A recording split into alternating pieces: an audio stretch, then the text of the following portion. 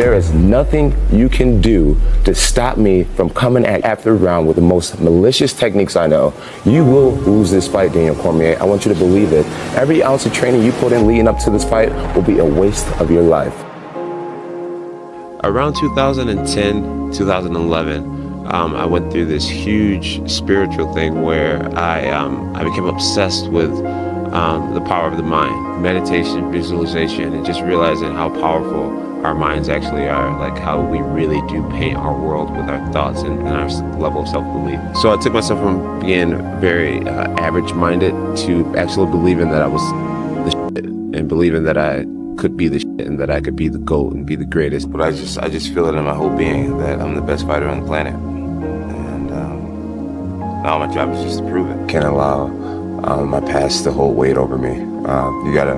You gotta forgive yourself for mishaps in life, and you gotta move forward. You can't hold yourself in prisons, and you can't allow anybody else to hold yourself in prisons.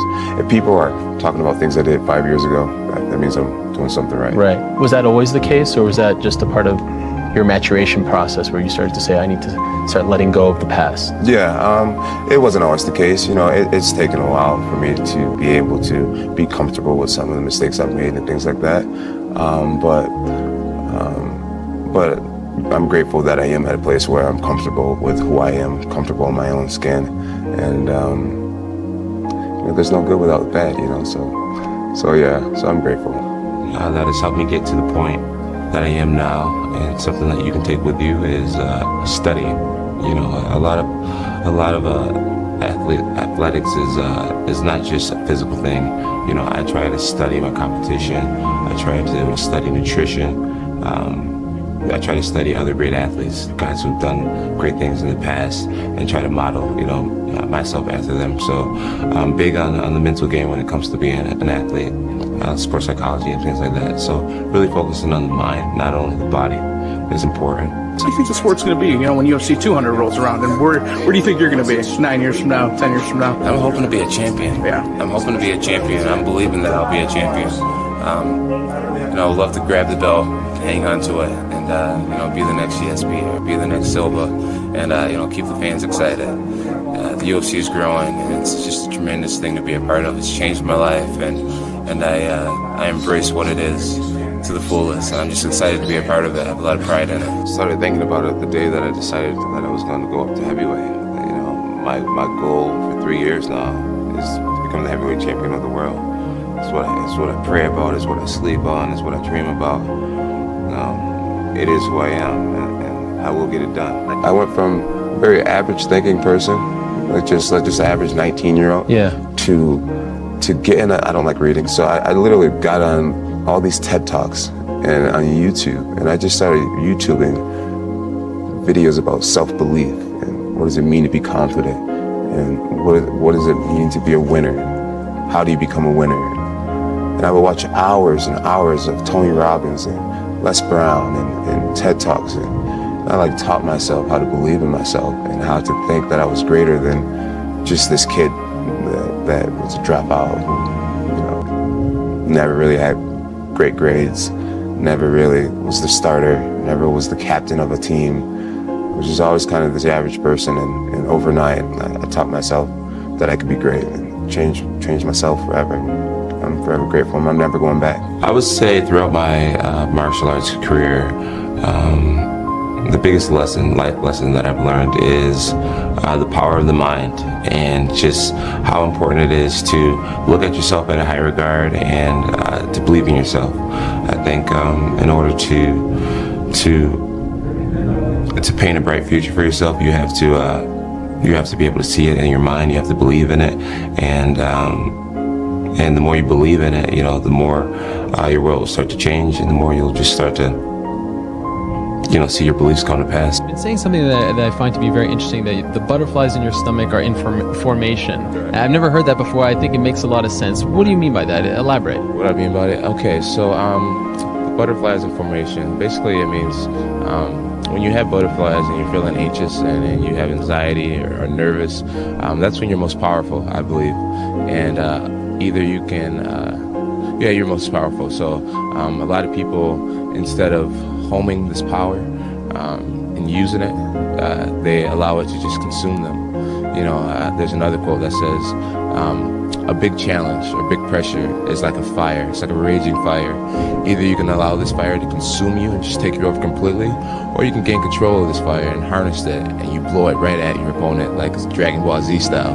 I have a good way of detaching something inside of me and seeing what's happening. And okay, oh no, it's not over. All you gotta do is just do this, do that, do that. You get what I'm saying? Yeah. So I'm not necessarily meditating these days, but I do have the capability of taking away who I actually am at this point and realizing that this is just a situation. This isn't my final destination. This is just a small moment in time that I'm going through right now. You get what I'm saying? Right. I get what you're saying. So that's my form of meditation. I step away from terrible situations and look at myself as if it's the future, and I'm looking back on what's happened to me and what's happening, and I say, okay, how can I get myself out of this? How can I make this better? What do I need to do to turn this around? You get what I'm saying? Right. Instead no, I do of get being what you're saying. completely immersed in the moment and thinking that, oh, I can't get out of it. Do you have moments where you're like, man, how did this happen? Like, how have I been able to stay on top for this long? Do you have moments where you talk to yourself like that? You know, I do, and I always just point it back to God, man. Honestly, man, it's God's grace, and I know everyone's not a believer, and a lot of people think, I wish you just wouldn't talk about God, but it really is God's grace. It really is, man. He has sustained me through so much, through the death of my mother, through facing a 4-year suspension, through just my dumb mistakes. He's probably protected me in ways that I didn't even know he has. But really, I just pointed to God's grace, man. And I wear this tattoo on my chest, Philippians 4:13, that I can do all things through Christ who gives me strength. And I genuinely believe that I can do anything. And I'm not surprised that I'm still here. And I believe that I could possibly be here a decade from now. It's amazing for a guy who I believe was a janitor, right? And you got into this because you needed to get some money for diapers, right? Yeah, I was applying I was a bouncer actually, making $50 a night, and I was applying to be a janitor because I would have benefits. Wow. And right when I was waiting to get the call back, someone wrote me on Twitter, a guy named Gary, a kid that I never met, and he said, hey, my cousin owns an MMA gym in Cortland, New York, which is about 45 minutes away. Didn't have a car, and I was driving my fiance's car to commute over to these practices that I got on a Saturday night, and I was heading to my first practice that next Monday. The kid changed my life forever. He just planted a seed in my MySpace. Let yourself down. It's never over. As long as you never quit, it's never over. A lot of people were surprised when they found out that you've been signing your name as Champ 2011.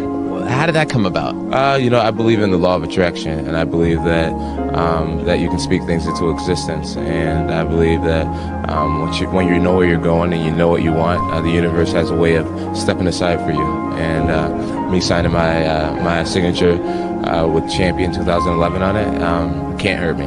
It can't hurt me. It could only help me to believe it even more.